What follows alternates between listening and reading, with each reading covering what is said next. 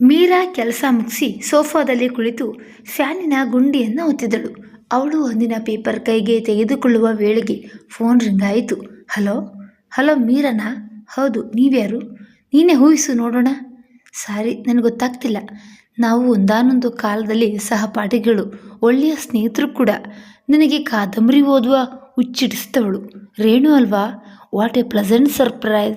ಹೇಗಿದ್ದೀಯಾ? ನಿನ್ನ ಗಂಡ ಮಕ್ಕಳು ಹೇಗಿದ್ದಾರೆ? ಎಲ್ಲರೂ ಚೆನ್ನಾಗಿದ್ದೀವಿ. ಮಗಳು BE ಮಾಡ್ತಿದ್ದಾಳೆ, ಮಗ PUCಲಿದ್ದಾನೆ. ನಮ್ಮವರಿಗೆ ಮೈಸೂರಿಗೆ ವರ್ಗವಾಗಿ 6 ತಿಂಗಳಾಯಿತು. ನೀನೇಗಿದ್ದೀಯಾ? ನಾನು ನಾಳೆ ನಿಮ್ಮ ಮನೆಗೆ ಬರ್ತಾ ಇದ್ದೀನಿ, ಹಾಗೆಲ್ಲ ಹೇಳ್ತೀನಿ. ನಿನ್ನ ವಿಳಾಸ ಕೊಡು. ಮೀರಾ ಅಡ್ರೆಸ್ ಹೇಳಿದಳು. ನಿನ್ನ ಫೋನ್ ನಂಬರ್ನ ನಿಮ್ಮಣ್ಣ ಅಚ್ಚೂತನಿಂದ ತಗೊಂಡೆ. ನೀನು ನನಗೊಂದು ಸಹಾಯ ಮಾಡ್ತೀಯಾ? ಏನು ಸಹಾಯ? 2 ದಿನದ ಮಟ್ಟಿಗೆ ನನ್ನ ಜೊತೆಗೆ ಮಡಿಕೇರಿಗೆ ಬರೋಕ್ಕಾಗುತ್ತಾ? ಮಡಿಕೇರಿಗ? ಯಾಕೆ? ಅದೆಲ್ಲ ಆಮೇಲೆ ಹೇಳ್ತೀನಿ. ಬರೋಕ್ಕಾಗುತ್ತಾ ಹೇಳು. ಬರೋಕ್ಕಾಗ್ದೆ ಏನು? ಅಲ್ಲಿ ಯಾರಿದ್ದಾರೆ? ಆ ವಿವರಗಳನ್ನು ನಾಳೆ ಹೇಳ್ತೀನಿ. ನಾಳೆ ಬೆಳಗ್ಗೆ ಊಟದ ಹೊತ್ತಿಗೆ ನಿಮ್ಮ ಮನೆಗೆ ಬರ್ತೀನಿ. ಮೀರಾ ಸೋಫಾಗೆ ಹೊರಗಿ ಕಣ್ಮುಚ್ಚಿಕೊಂಡಳು. ಅವಳ ಕಣ್ಮುಂದೆ ರೇಣುಕಳ ಚಿತ್ರ ತೇಲಿ ಬಂತು. ರೇಣುಕಾ ಮುದ್ದಾದ ಹುಡುಗಿ, ಜೊತೆಗೆ ಬುದ್ಧಿವಂತೆ. ತಂದೆ ಕಾಂಟ್ರಾಕ್ಟರ್. ಲಕ್ಷ್ಮಿ ಸರಸ್ವತಿಯರಿಬ್ಬರೂ ಅವರ ಕುಟುಂಬದ ಮೇಲೆ ಕೃಪೆ ತೋರಿದ್ದರಿಂದ ರೇಣುವಿಗೆ ಜಂಬವಿತ್ತು. ಅವಳಿಗೆ ತನ್ನ ರೂಪದ ಬಗ್ಗೆ ಹಮ್ಮಿತ್ತು. ಅವಳ ಸಂಬಂಧಿಕರಲ್ಲೇ ಬಹಳ ಮಂದಿ ಹುಡುಗರು ಅವಳನ್ನು ಮದುವೆಯಾಗಲು ತುದಿಗಾಲಲ್ಲಿ ನಿಂತಿದ್ರು. ಆದರೆ ರೇಣು ಅವರನ್ನೆಲ್ಲ ಸಾರಾಸಗಟಾಗಿ ನಿರಾಕರಿಸಿದ್ದಳು. ನನ್ನನ್ನು ಮದುವೆಯಾಗುವ ಹುಡುಗ ಸ್ಫುರದ್ರೂಪಿಯಾಗಿರಬೇಕು, ನನ್ನಷ್ಟೇ ಬುದ್ಧಿವಂತನಾಗಿರಬೇಕು, ಶ್ರೀಮಂತನಾಗಿರಬೇಕು, ನನ್ನನ್ನು ತುಂಬ ಪ್ರೀತಿಸಬೇಕು ಎನ್ನುತ್ತಿದ್ದಳು. ಮೀರಾಳಿಗೆ ರೇಣುಕಾ ತಂದೆ ತುಂಬ ಶ್ರೀಮಂತರು. ಅವಳು ಶ್ರೀಮಂತ ಹುಡುಗನನ್ನು ಬಯಸುವುದು ಸಹಜ ಎನಿಸಿತ್ತು. ರೇಣುಕಳ ತಂದೆಗೆ 3 ಮಕ್ಕಳು, ರೇಣು, ರೋಹಿಣಿ, ರಾಕೇಶ. ಮಕ್ಕಳ ಆಸೆಗಳನ್ನು ಪೂರೈಸಲು ಅವರ ತಂದೆ ತುದಿಗಾಲಲ್ಲಿ ನಿಂತಿದ್ರು. ಮೀರಾಳ ತಂದೆ ಹೈಸ್ಕೂಲ್ ಮಾಸ್ತರು. ಮೀರಾಳ ಅಕ್ಕ ಮಾಲತಿಗೆ ಮದುವೆಯಾಗಿತ್ತು. ಅಣ್ಣ BE ಓದ್ತಿದ್ದ. ಮೀರಾಳಿಗೆ ಒಬ್ಬಳು ತಂಗಿ ಇದ್ದಳು. ಮೀರಾಳಿಗೆ ಮದುವೆ ಬಗ್ಗೆ ಕನಸುಗಳಿರಲಿಲ್ಲ. ನನ್ನ ಗಂಡನಾಗೋವನಿಗೆ ನನ್ನನ್ನು ಸಾಕೋ ಯೋಗ್ಯತೆ ಇದ್ದರೆ ಸಾಕು ಎನ್ನುತ್ತಿದ್ದಳು. ಅವಳು BA B.Ed ಮಾಡಿ ಸರ್ಕಾರಿ ಕೆಲಸಕ್ಕೆ ಸೇರಿದ್ದಳು. ಸಂಗೀತದಲ್ಲಿ ಸೀನಿಯರ್ ಪರೀಕ್ಷೆಯಲ್ಲಿ ಉತ್ತೀರ್ಣಳಾಗಿದ್ದಳು. ತನ್ನ ಸಂಗೀತದ ಗುರುಗಳಾದ ರಾಮಶಾಸ್ತ್ರಿಯವರ ಪ್ರೋತ್ಸಾಹದಿಂದ ರಾಮೋತ್ಸವ ಕಾರ್ಯಕ್ರಮಗಳಲ್ಲಿ ಹಾಡ್ತಾ ಇದ್ದಳು. ಒಮ್ಮೆ ಅವಳ ಹಾಡು ಕೇಳಿದ ರವೀಂದ್ರ ಅವಳ ಶಾರೀರಕ್ಕೆ ಮನಸೋತು ಅವಳ ಕೈ ಹಿಡಿದಿದ್ದ. ಅವನು ಆಗರ್ಭ ಶ್ರೀಮಂತರೊಬ್ಬನೇ ಮಗ. ಮೀರಾ ಮದುವೆಯ ನಂತರ ಕೆಲಸ ಬಿಟ್ಟಳು. ರವೀಂದ್ರ ಸರಸಿ ಹೆಂಡತಿಯನ್ನು ಬಹಳ ಚೆನ್ನಾಗಿ ನೋಡ್ಕೊಂಡಿದ್ದ. ಹೆಂಡತಿಯನ್ನು ವಿದ್ವತ್ ಪರೀಕ್ಷೆಗೆ ಕಟ್ಟಿಸಿದ್ದ. ಅವಳನ್ನು ಸುಗಮ ಸಂಗೀತ ಕಲಿಯಲು ಪ್ರೋತ್ಸಾಹಿಸಿದ್ದ. ಅವಳ ಅನೇಕ ಕ್ಯಾಸೆಟ್ಗಳು ಬಿಡುಗಡೆಯಾಗಿದ್ದವು. ಮರುದಿನ ರೇಣುಕಾ 12:30ಕ್ಕೆ ಸರಿಯಾಗಿ ಮೀರಾಳ ಮನೆಯಲ್ಲಿದ್ದಳು. ಗೆಳತಿಯರು ಅಪ್ಪಿಕೊಂಡು ಸಂಭ್ರಮಿಸಿದ್ರು. ಮನೆ ಹುಡ್ಕೋದು ಕಷ್ಟವಾಯ್ತಾ? ಮೈಸೂರಾಗ್ಲಿ ಯಾದವಗಿರಿ ಆಗಲಿ ನನಗೆ ಅಪರಿಚಿತ ಸ್ಥಳನ? ರೇಣು ನಗುತ್ತಾ ಪ್ರಶ್ನಿಸಿದಳು. ಬಾ ಕೂತ್ಕೋ, ಕಾಫಿ ತರ್ತೀನಿ. ಇಬ್ಬರು ಕಾಫಿ ಕುಡಿಯುತ್ತಾ ಹರಟಿದ್ರು. ನಾವಿಬ್ಬರು ಭೇಟಿಯಾಗಿ ಸುಮಾರು 22 ವರ್ಷಗಳಾದ್ವು ಅಲ್ವಾ? ರೇಣು ಕೇಳಿದಳು. ಹೌದು ಕಣೆ.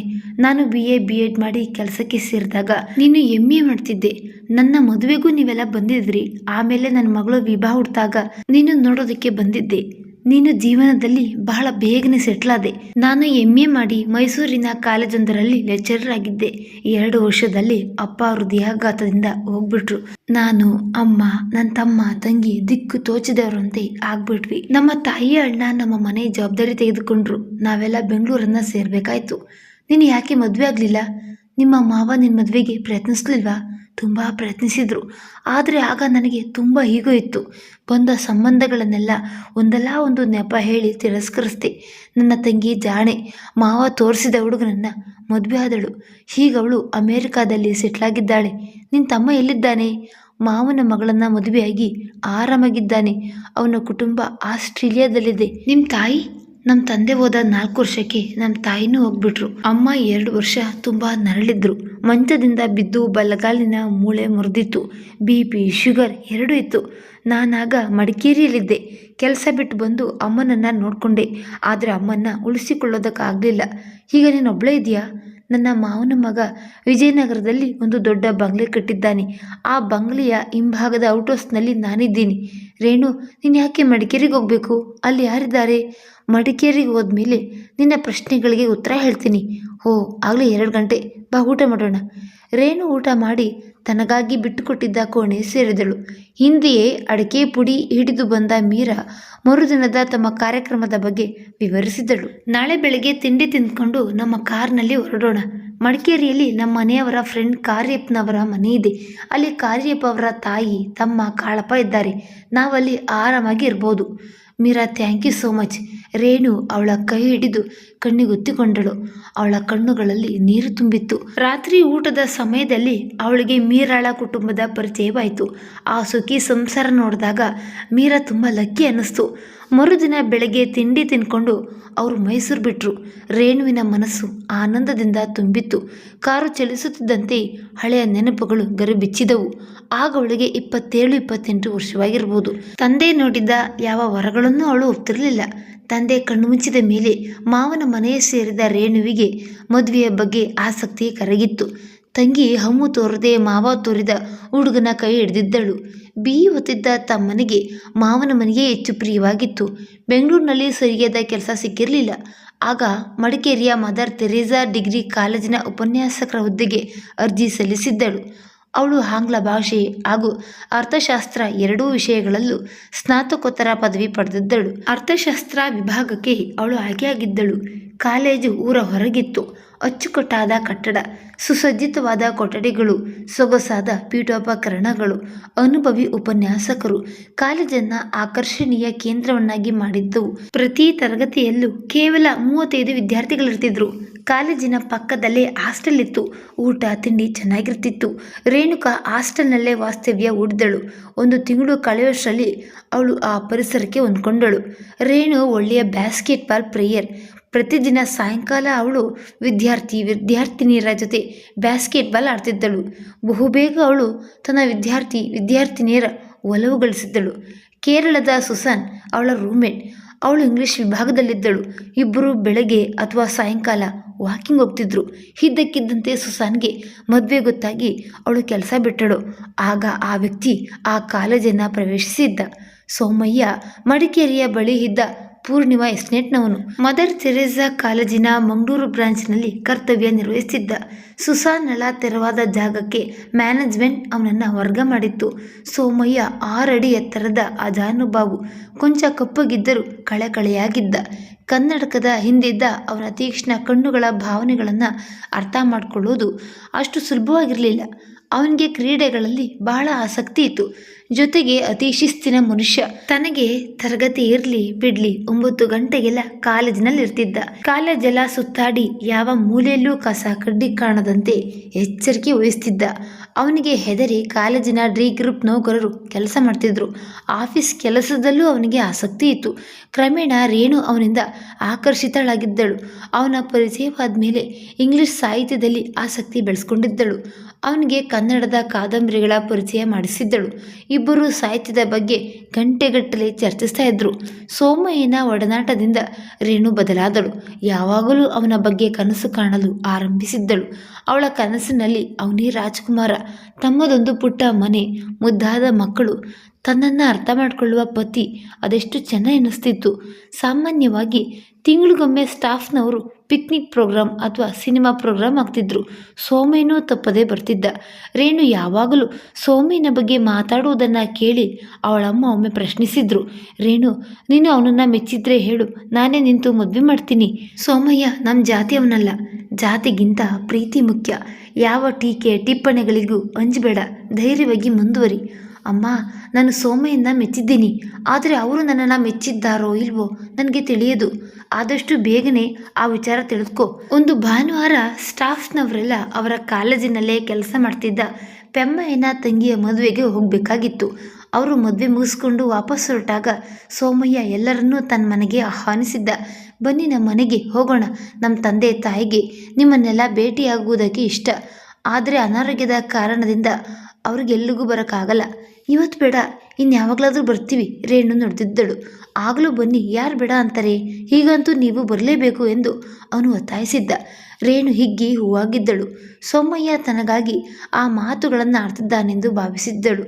ತನ್ನನ್ನು ತಂದೆ ತಾಯಿಗೆ ಪರಿಚಯಿಸುವ ಆಸೆ ಇರ್ಬೋದು, ಅದಕ್ಕಾಗಿ ಒತ್ತಾಯ ಮಾಡ್ತಿದ್ದಾನೆ ಅನಿಸಿತ್ತು. ಕೆಲವರು ಪ್ರಿನ್ಸಿಪಲ್ ಕಾರ್ ಹತ್ತಿದ್ರು, ಕೆಲವರು ಸೋಮಿನ ಜೀಪ್ ಹತ್ತಿದ್ರು, ಮತ್ತೆ ಕೆಲವರು ತಾವು ತಂದಿದ್ದ ಬೈಕ್ ಏರಿದ್ರು.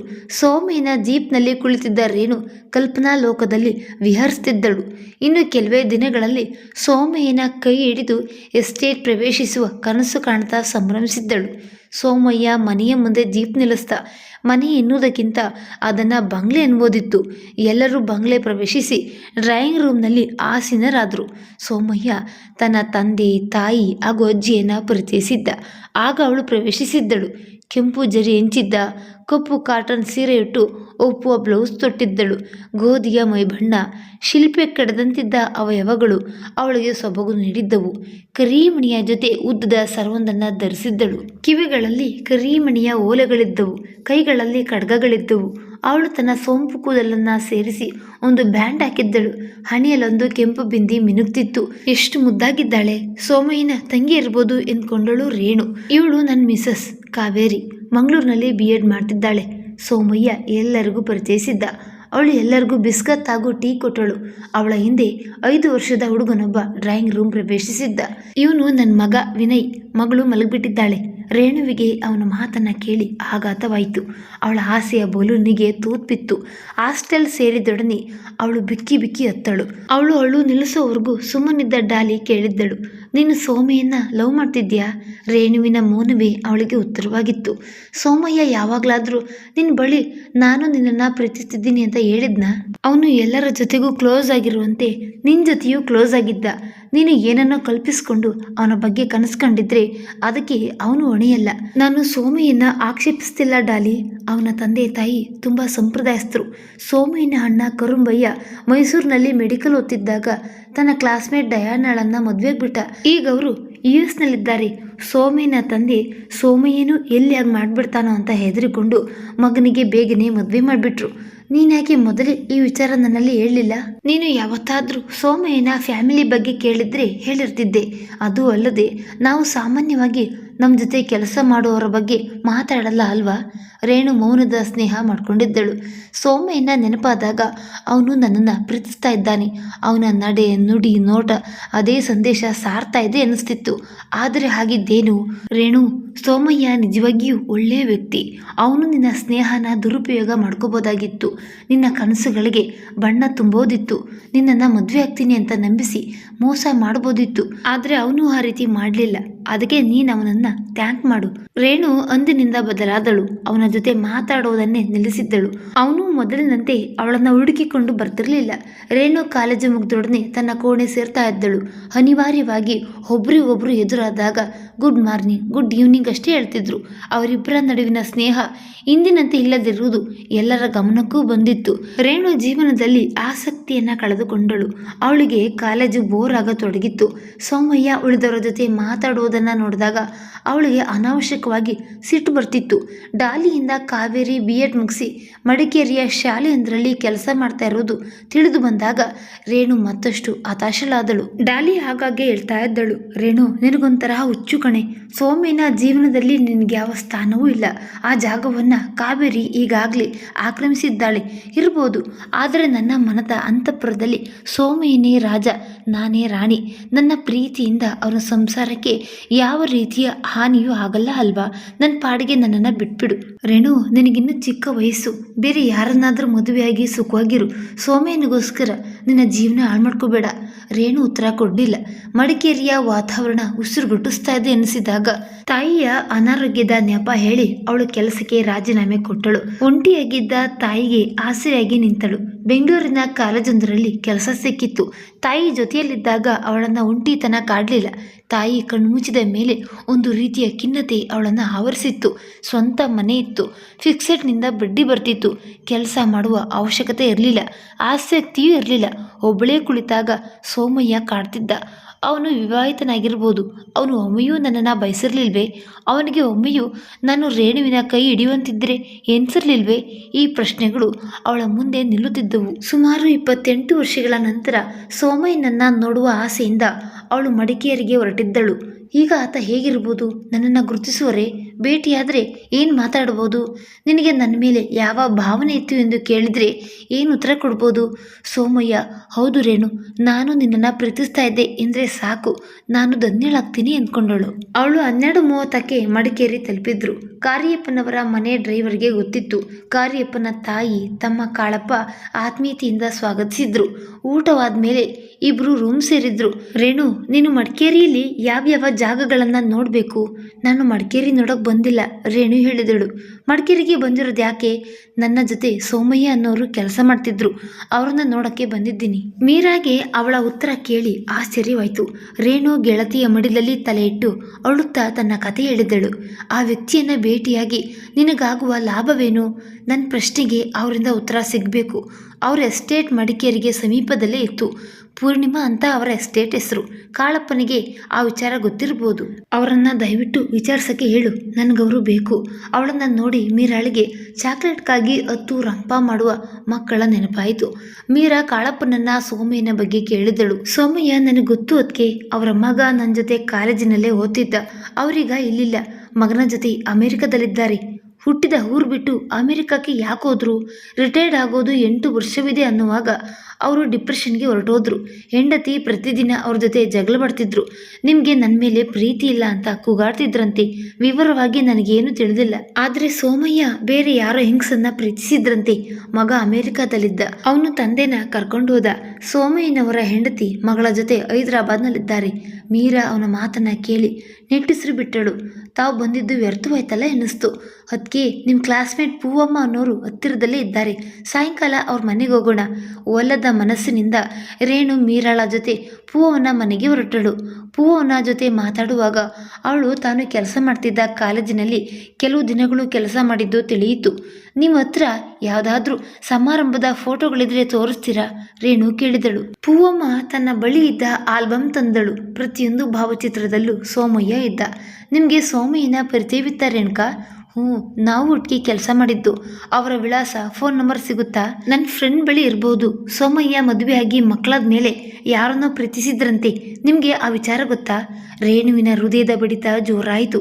ಇಲ್ಲ, ಆ ಬಗ್ಗೆ ನನಗೇನು ಗೊತ್ತಿಲ್ಲ. ಸೋಮಯ್ಯ ಯಾರ ಬಳಿಯೂ ಈ ವಿಚಾರ ಹೇಳಿರಲಿಲ್ವಂತೆ. ಆದರೆ ಅವರ ಹೆಂಡತಿಗೆ ಹೇಗೋ ವಿಚಾರ ಗೊತ್ತಾಗಿ ಮನೆ ಕುರುಕ್ಷೇತ್ರವಾಯ್ತಂತೆ. ಹೌದಾ? ನನಗೆ ಆ ಬಗ್ಗೆ ಗೊತ್ತೇ ಇಲ್ಲ. ನನ್ನ ಕಸಿನ್ ಶಾರದಾ ಅಂತ ಹತ್ತಿರದಲ್ಲಿದ್ದಾಳೆ. ಅವಳು ಸೋಮಯ್ಯಂಗೆ ಹತ್ತಿರದ ಸಂಬಂಧಿ. ಅವಳ ಬಳಿ ನಿಮಗೆ ಫೋನ್ ನಂಬರ್ ಸಿಗ್ಬೋದು. ನಾನು ಅವರನ್ನು ಯಾವಾಗ ಭೇಟಿ ಆಗ್ಬೋದು? ನಾನು ಮೀರಾ ಮಾತಾಡ್ತಾ ಇರ್ತೀವಿ, ನೀವು ಹೋಗಿ ಮೀಟ್ ಮಾಡಿ. ನಮ್ಮ ಡ್ರೈವರ್ ಕರೆದುಕೊಂಡು ಹೋಗ್ತಾನೆ. ರೇಣುಕಾ ಹೊರಟಳು. ಡ್ರೈವರ್ ಅವಳನ್ನು ಶಾರದಾ ಮನೆಯ ಬಳಿ ಬಿಟ್ಟು ವಾಪಸ್ಸಾದ. ಅವಳು ಕಾಲಿಂಗ್ ಬೆಲ್ ಒತ್ತಿದಳು. ಬಾಗಿಲು ತೆರೆದ ಡಾಲಿ, ರೇಣು ನೀನು ಎನ್ನುತ್ತಾ ಅವಳನ್ನು ಒಪ್ಪಿದಳು. Dolly: what a pleasant surprise. Sharada ನನ್ನದಕ್ಕೆ ಬಾ, ಒಳಗೆ ಬಾ. ಅವರೆಲ್ಲಿ? ಬೆಂಗಳೂರಿಗೆ ಹೋಗಿದ್ದಾರೆ. ಪೂವಿ ಫೋನ್ ಮಾಡಿ ನಿನ್ನ ಹೆಸರು ಹೇಳಿದಾಗ ಆ ವ್ಯಕ್ತಿ ನೀನೇ ಅನ್ನಿಸ್ತು. ನೀನು ಇದೇ ಊರಿನಲ್ಲಿದ್ದೀಯಾ? ಹ್ಞೂ, ನನ್ನ ಹಸ್ಬೆಂಡ್ ನಮ್ಮಣ್ಣ ಒಟ್ಟಿಗೆ ಬಿಸ್ನೆಸ್ ಮಾಡ್ತಿದ್ದಾರೆ. ನಾವೆಲ್ಲ ಒಟ್ಟಿಗೆ ಇದ್ದೀವಿ. ನಿಮ್ಮ ಅತ್ತಿಗೆ ಹತ್ರ ಸೋಮಯ್ಯನ ಫೋನ್ ನಂಬರ್ ಇದೆಯಾ? ನೀನಿನ್ನೂ ಸೋಮಯ್ಯನ ಮರ್ತಿಲ್ವಾ? ನೀನು ಈ ವೇಳೆಗೆ ಬೇರೆ ಮದುವೆ ಆಗಿರ್ಬೋದು ಅಂದ್ಕೊಂಡಿದ್ದೆ. ನಾನು ಮದುವೆ ಬಗ್ಗೆ ಯೋಚನೆಯನ್ನೇ ಮಾಡಲಿಲ್ಲ ದಾಳಿ. ಸೋಮಯ್ಯ ನಿನ್ನನ್ನು ತುಂಬ ಪ್ರೀತಿಸಿದ್ದ. ಆದರೆ ಹೆಂಡತಿ ಮಕ್ಕಳನ್ನು ಬೀದಿ ಪಾಲನ್ನು ಮಾಡಲು ಇಷ್ಟವಿರಲಿಲ್ಲ. ಅವನ ಡೈರಿಯಲ್ಲಿ ನಿನ್ನ ಬಗ್ಗೆ ಬರೆದಿದ್ದಾನಂತೆ. ಕಾವೇರಿಗೆ ಈ ವಿಚಾರ ತಿಳಿದು ಮನೆ ನರ್ಕ ಮಾಡಿಬಿಟ್ಲು. ಸೋಮಯ್ಯ ಡಿಪ್ರೆಷನ್ಗೆ ಹೋಗ್ಬಿಟ್ಟ. ಅವನು ಮಗನ ಹತ್ತಿರ ಇದ್ದಾನಂತ ಗೊತ್ತಾಯ್ತು. ಹೀಗೇಗಿದ್ದಾನೆ? ಈಗ ಹುಷಾರಾಗಿದ್ದಾನೆ. 2 ವರ್ಷಗಳ ಹಿಂದೆ ಮಡಿಕೇರಿಗೆ ಬಂದಿದ್ದ. ಆಗ ನನ್ನನ್ನು ಭೇಟಿ ಮಾಡಿದ್ದ. ರೇಣುಕಾ ಯಾವಾಗಲಾದರೂ ನಿನ್ನನ್ನು ಭೇಟಿ ಆಗ್ಬೋದು. ಆಗ ಈ ಗಿಫ್ಟನ್ನು ತಲುಪಿಸು ಅಂತ ಹೇಳಿ ಒಂದು ಗಿಫ್ಟ್ ಕೊಟ್ಟು ಹೋದ. ಹೌದಾ? ಡಾಲಿ ಅವಳಿಗೆ ಪ್ಯಾಕ್ ಮಾಡಿದ್ದ ಒಂದು ಬಾಕ್ಸನ್ನು ಕೊಟ್ಟಳು. ಮನೆಗೆ ಹೋದ್ಮೇಲೆ ಓಪನ್ ಮಾಡು ಎಂದು ಹೇಳುವುದನ್ನು ಮರೆಯಲಿಲ್ಲ. ರೇಣು ತಮ್ಮ ಕೋಣೆಯಲ್ಲಿ ಮೀರಾಳ ಎದುರಿಗೆ ಆ ಬಾಕ್ಸ್ ಬಿಚ್ಚಿದ್ದಳು. ಪ್ಯಾಕೆಟ್ನಲ್ಲಿ ಒಂದು ಪುಟ್ಟ ಜ್ಯುವೆಲರಿ ಬಾಕ್ಸ್ ಇತ್ತು. ಅದರೊಳಗೆ ಬೆಳ್ಳಿಯ ಕುಂಕುಮದ ಭರಣಿ, ಒಂದು ಕಾಗದ ಇತ್ತು. ಡಿಯರ್ ರೇಣು, ಇನ್ನೊಂದು ಜನ್ಮವಿದ್ರೆ ನಾವು ದಂಪತಿಗಳಾಗೋಣ. ನಿನ್ನ ಸೋಮು. ರೇಣು ಆನಂದದಿಂದ ಬಿಕ್ಕಿದಳು. ಅವಳ ಪ್ರಶ್ನೆಗೆ ಉತ್ತರ ಸಿಕ್ಕಿತ್ತು. ಇದೆಂತಹ ವಿಚಿತ್ರ ಪ್ರೇಮ! ಇವರಿಬ್ಬರಲ್ಲಿ ಯಾರು ಗ್ರೇಟ್ ಎಂದು ಮೀರಾ ಯೋಚಿಸಿದಳು. ಮತ್ತೊಂದು ಕಥೆಯೊಂದಿಗೆ ಭೇಟಿಯಾಗೋಣ. ಧನ್ಯವಾದಗಳು.